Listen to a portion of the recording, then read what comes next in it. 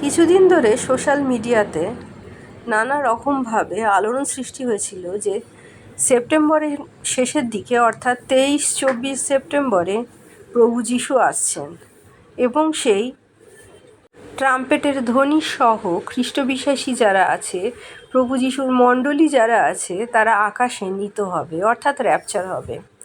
আমার চ্যানেলে এর আগে আপনারা প্রভু যীশুর আগমন, দ্বিতীয় আগমন সম্পর্কে অনেক ভিডিও পাবেন। বর্তমানে যে বিষয়টি নিয়ে আজ আমি আলোচনা করব তা হলো নানা রকম ভ্রান্ত খবর যা চারদিকে ছড়িয়ে পড়ছে যে প্রভু যীশু কবে আসবেন। 19 শতাব্দী থেকে 20 শতাব্দী এবং একবিংশ শতাব্দী, প্রত্যেক শতাব্দীতে অনেক খ্রিস্টবিশ্বাসী কোনো না কোনো তারিখ নিজেরা নির্ধারণ করেন তারা, এবং মনে করেন যে সেই দিন হয়তো প্রভু যীশু আসবেন। কিন্তু আমরা জানি বাইবেলের বাক্য বলেন, প্রভু যীশু বলেছেন সেই দিন এবং সেই ঘন্টা কেউ জানবে না, শুধুমাত্র পিতা জানেন। এমনকি কোনো দূতও যদি কারোর স্বপ্নে এসে বলে যে প্রভু যীশু এই দিন আসবেন, আমরা যেন বিশ্বাস না করি।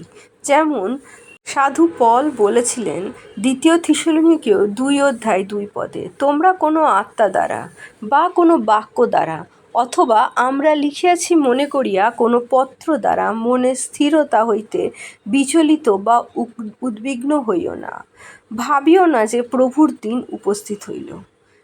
কিন্তু প্রভু যীশু কবে আসবেন সুসমাচারগুলিতে তার আভাস দিয়েছেন। দানিয়েল ভাববাদী পুস্তকে এবং প্রকাশিত বাক্য থেকে আমরা অনুমান করতে পারি যে কোন সময় বা পৃথিবীর কীরকম পরিস্থিতি সৃষ্টি হলে আমরা আশা করতে পারি যে প্রভু যীশুর দ্বিতীয় আগমন সন্নিকট।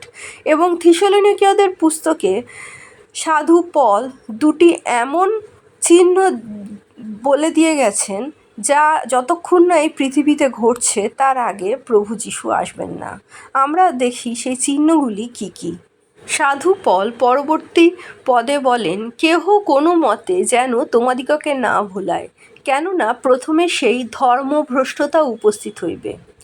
ধর্মভ্রষ্টতা অর্থাৎ প্রভু যীশুর পথে যারা আছেন, যারা প্রভু যীশুর জন্য আগমনের জন্য অপেক্ষা করছেন, তারা ক্লান্ত হয়ে প্রভু যীশুর পথ ছেড়ে দেবে। আমেরিকায় গণনা করে দেখা গেছে বহু মানুষ খ্রিস্ট বিশ্বাসকে ত্যাগ করে অন্যান্য অনেক বিশ্বাস গ্রহণ করছে, এবং অনেক দেশে, আমাদের ভারতবর্ষে এবং এই পূর্ব দেশীয় নানা দেশে মানুষ প্রভু যীশুকে গ্রহণ করছে। কিন্তু যখন এই ধর্মভ্রষ্টতা অর্থাৎ প্রভু যীশুর ওপর বিশ্বাস ত্যাগ করে প্রভু যীশুর বিরুদ্ধে মানুষ বেশি হাঁটতে শুরু করবে, কারণ তার কাছে ঈশ্বরের পথের থেকে এই পার্থিব পথ বেশি সহজ এবং আরামদায়ক মনে হবে, তখন সময় উপস্থিত।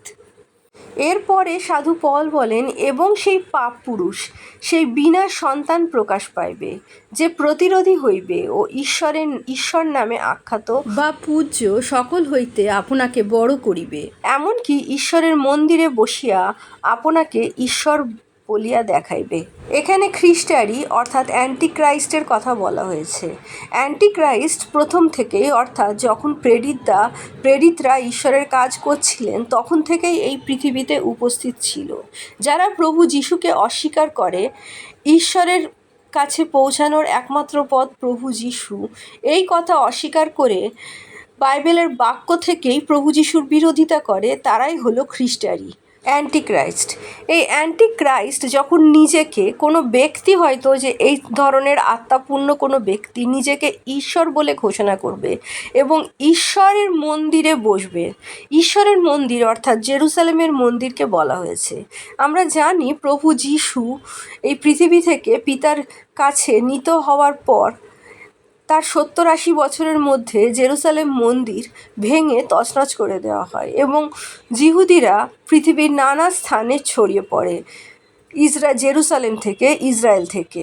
কিন্তু বর্তমানে 1948 সালে তারা ইসরায়েলে ফিরে এসেছেন, যেমন বাইবেলের বাক্য বলছে, এবং তারা একটি রক্তবর্ণ গাভী, পুরাতন নিয়মে গণনা পুস্তকে যেমন আছে, সেই গাভী বলি দেন এবং আগুনে পুড়িয়ে তার ছাই গ্রহণ করে। সেই ছাই এবং তারা ডেড সি থেকে পাওয়া আরও 8টি রক্তবর্ণ গাভী পুড়িয়ে বলি দেওয়া সেই ভস্য গ্রহণ করে তারা ইসরায়েলের নতুন মন্দির স্থাপনের ব্যবস্থা করছে।